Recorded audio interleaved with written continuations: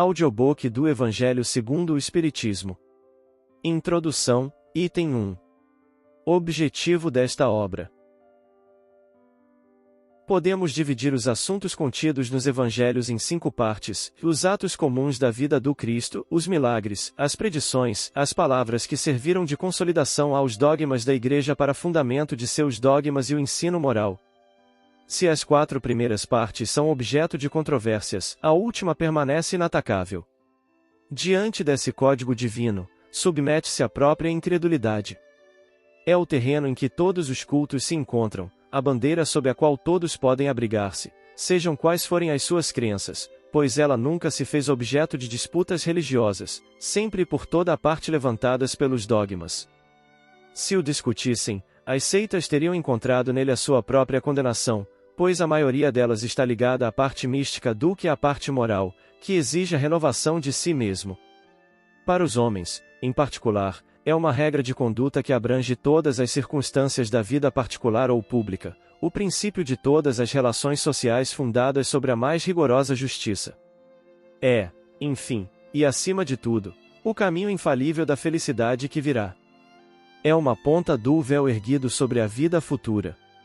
Este é o tema exclusivo desta obra. Todo o mundo admira a moral evangélica. Todos proclamam a sua sublimidade e a sua necessidade, mas muitos o fazem confiando naquilo que ouviram, ou apoiados em algumas máximas que se tornaram proverbiais. Mas poucos a conhecem a fundo, menos ainda a compreendem e sabem deduzir-lhes as consequências. A razão disso está, em grande parte, nas dificuldades que a leitura do Evangelho apresenta, tornando-se incompreensível para a maioria. A forma alegórica e o misticismo intencional da linguagem fazem com que a maioria o leia por desencargo de consciência e por obrigação, como leem as orações sem as compreender, ou seja, sem delas tirar proveito. Os preceitos morais, disseminados no texto, misturados às narrativas. Torna-se impossível, assim, compreendê-los como um todo e fazê-los objeto de leitura e de meditação separadamente. É bem verdade que já foram escritos tratados de moral evangélica, mas o arranjo em estilo literário moderno lhe tira a primitiva espontaneidade primitiva, que lhes proporciona ao mesmo tempo encanto e autenticidade. Ocorre o mesmo com as máximas soltas, reduzidas à sua mais simples expressão proverbial, não são mais do que aforismos, que perdem uma parte do seu valor e de seu interesse, pela falta de complementos e das circunstâncias em que foram transmitidas. Para evitar tais inconvenientes, reunimos nesta obra os trechos que podem constituir, por assim dizer, um código de moral universal sem distinção de culto. Nas citações, conservamos tudo o que era útil ao desenvolvimento do pensamento, suprimindo apenas o que era estranho ao assunto. Além disso, respeitamos, escrupulosamente, a tradução original de Saci, bem como a divisão por versículos.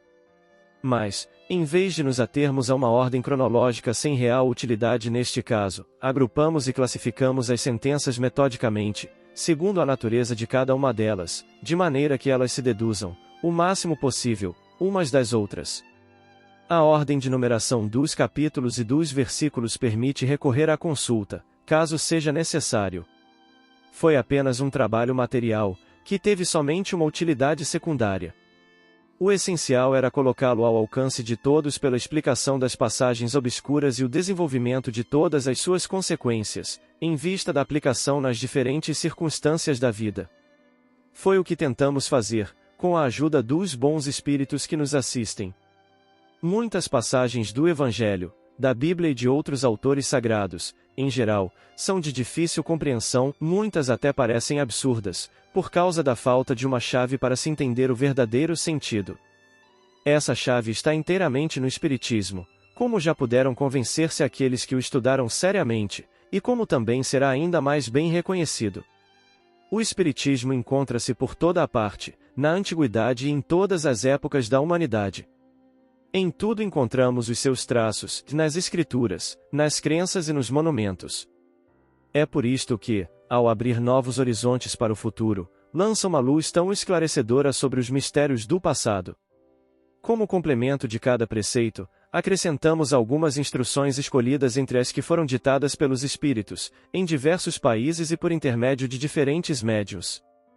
Se estas instruções tivessem surgido de uma única fonte, poderiam ter sofrido influência pessoal ou do meio, enquanto que a diversidade das origens prova que os espíritos dão os seus ensinamentos por toda parte e que ninguém é privilegiado nessa questão.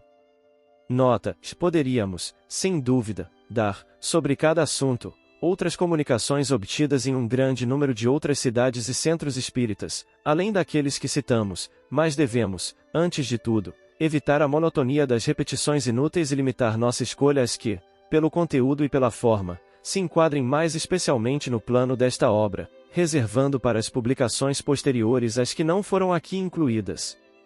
Quanto aos médiuns, evitamos nomeá-los, em sua maior parte, atendendo ao seu próprio pedido.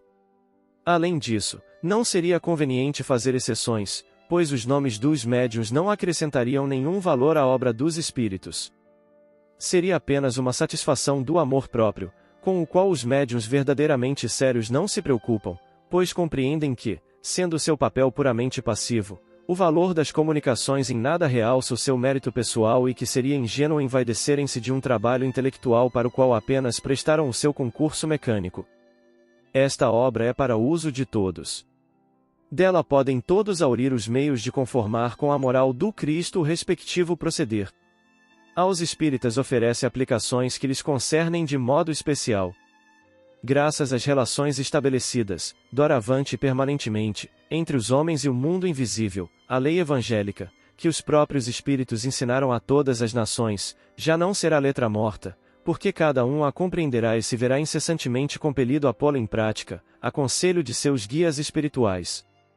As instruções que promanam dos espíritos são verdadeiramente as vozes do céu que vêm esclarecer os homens e convidá-los à prática do Evangelho.